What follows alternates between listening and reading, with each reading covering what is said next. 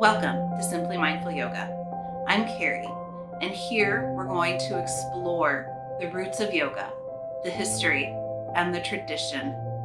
We're going to do this by breaking down each posture or asana, including the stories behind them, and an accessible way for everybody to do each posture.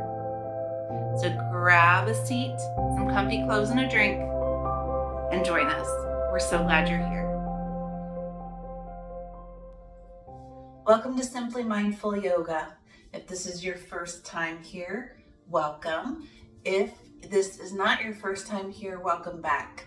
Today, we are going to talk about one of the most recognizable postures or asanas in yoga. If you don't do yoga, most likely you have still heard of this posture, downward facing dog or down dog, or in Sanskrit, Adho, Mukha, Svanasana.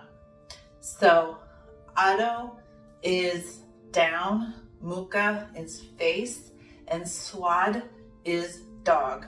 Asana is posture. So down, face, dog posture.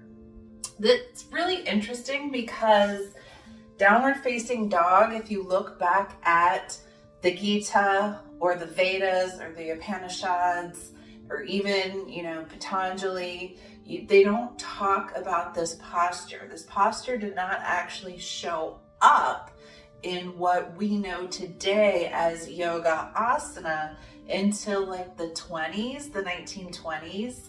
And it was actually part of a sequence that was used in Indian gymnastics. And it became part of the sun salutation, which we'll go over in another video.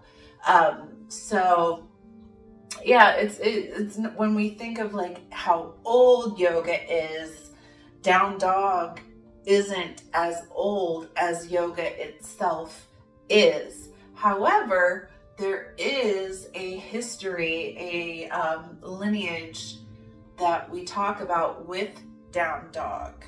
So the story goes that there was a war, and after the war, a family was traveling up a mountain to get to heaven. And there was this random dog walking behind them.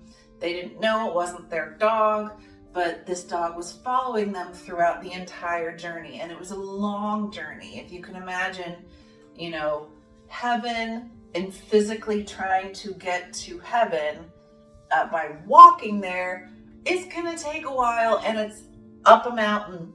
So one by one, for various reasons, each member of the family stopped along the journey or became overwhelmed or exhausted and laid down. And I don't know if they died, but the story just goes they laid down and they could not continue the journey. So the last person on the journey got to heaven, and the dog was still with him, and he was sad because, his siblings, his wife, his family members, he was all alone with just this dog. The other members of the family had been too attached to another person, to their pride, to their material possessions, and that is what overwhelmed and exhausted them, so they could not continue the journey. But this person, he got to heaven. One of the gods came down and said, "Great, you can come in, but the dog can't." And the man said, "I understand, but this dog has stuck by me. He has been loyal. I can't come into heaven if I can't bring the dog. I'm sorry." And then the dog turned into another god and said, "Congratulations. That was your last test. That was your last challenge. And you have proved yourself worthy because you thought of another living being before yourself. and now you may enter heaven. So that is the story that goes along with down-facing dog, downward dog. The dog, people noticed in our world when they looked at a dog and how they can get into a shape and relax into this shape. And that's where the idea of the posture of down dog came from, is looking at how a dog stretches out his front while his back remains upright.